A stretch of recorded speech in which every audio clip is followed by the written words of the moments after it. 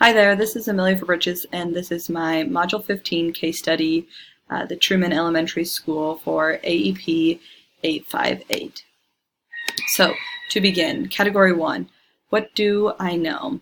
We know that the school is in a suburban Midwestern community. It is a pre-K through 8th grade elementary school. It is one of 4 elementary schools in the district.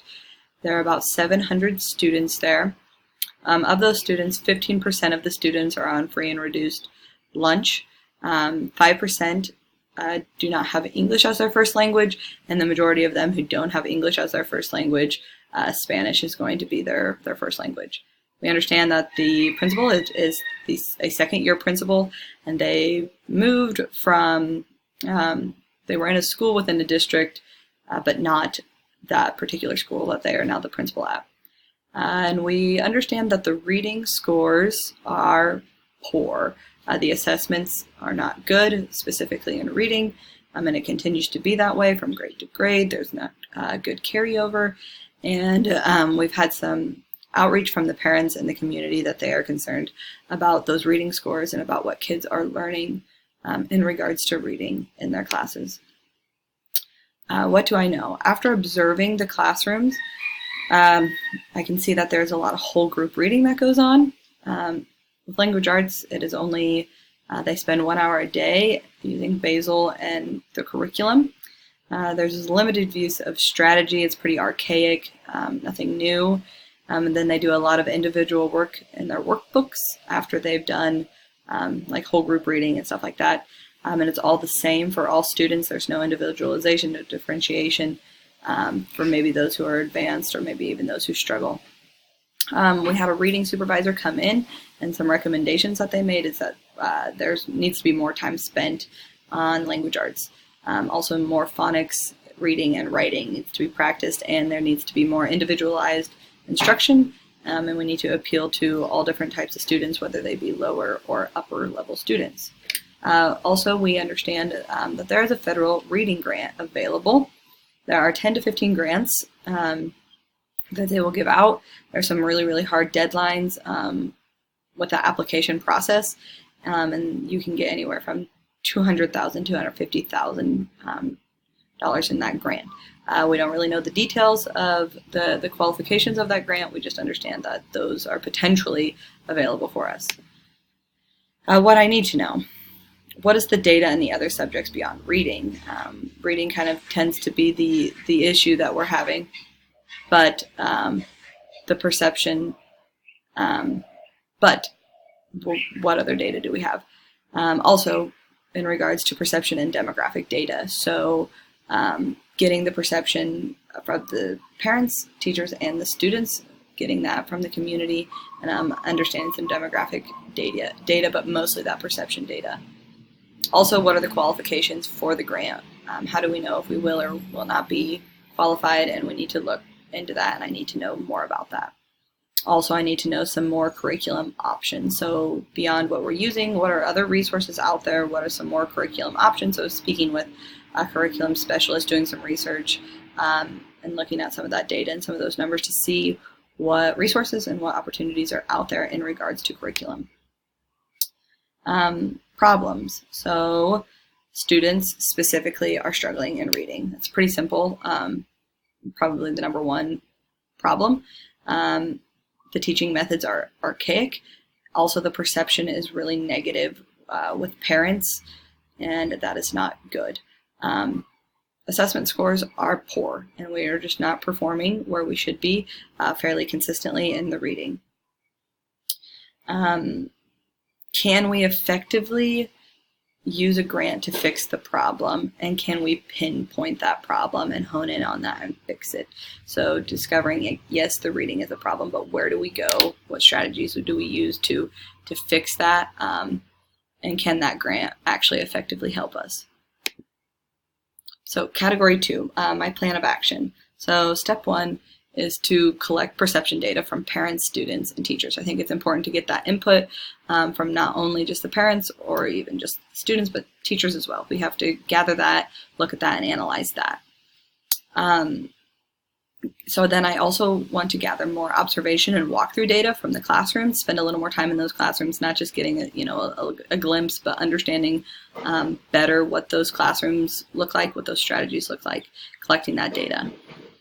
Also, we have to determine if we qualify for the grant and work to meet those deadlines, because the sooner we can get this implemented, the better. Time is going to be of the essence, and we want to get this done in a timely manner. And then we need to analyze the newly collected data from the perception of the parents, from the walkthrough data, and then look at the assessment data and take all of that data and compile it and analyze it and collaborate with the staff, do some research on some better reading methods, some strategies, some technology, some curriculum, some resources, and then come up with a vision together and be able to communicate that with my staff, and then propose a plan after that analysis and present it to the PTO, the board, and to parents, be able to write that maybe in a newsletter and send that out for them so they understand where we're at. And then we will continue to collect data and measure growth, both on the perception side, but then also on the scores. Implementation of the plan of action. So I will create and collect that survey, send it to parents, teachers, students, and community. They will all look a little different, but ultimately to collect that perception data. And then communicate my concerns to the families, community, and then also communicate the plan that we come up with. I want to share the data. The teachers should see that, have easy access to that. The community should be able to easily see that as well. Then as a result, I want to communicate the vision with my staff and have new strategies. We're going to, looking at the grant, we're going to use it if it's applicable and see how we can do that. But first we have to find out, what resources we can get, what we want, if we can apply that grant. And if not, we're going to have to look at some other resources, maybe other funding for reading if that grant doesn't actually work out for us. And then also to continue to collect data once the assessments are taken, and then more perception data. Are we improving? Are things getting better? Is reading getting better? What is best for students? We have to inform the parents and encourage their involvement. So reading with them at home, but also understanding this is where we're at, this is what we're doing, and we really want you to be involved and we want you to understand where we're at. Also, we have to appeal to all students. We need to push them all, and we need to be sure that they are all taught at the level that they need. We need more individualization for those students, because each and every one of them need to be able to be pushed in their reading. We need to evaluate the curriculum and make sure that it's up to date and those strategies are actually helpful and useful for students. We can't just use it because that's what we've always used. We need to evaluate that.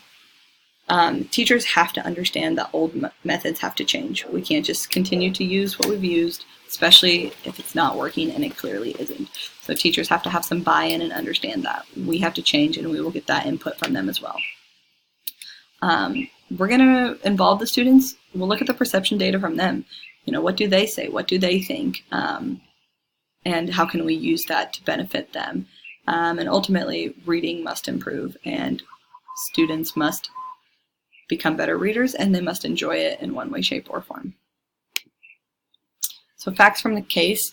There's a grant available to the Better with the Reading Scores and the reading program. The PTO wants to help and be involved. We have a reading supervisor who gave some professional advice and claims that we can correct the issue. It's not like it's too far gone. Other scores and other subjects are meeting the mark, and so that's really good. So we need to continue to make sure that that's happening. And then we need more individualization and appeal to the students. That's pretty obvious that we've seen in the case.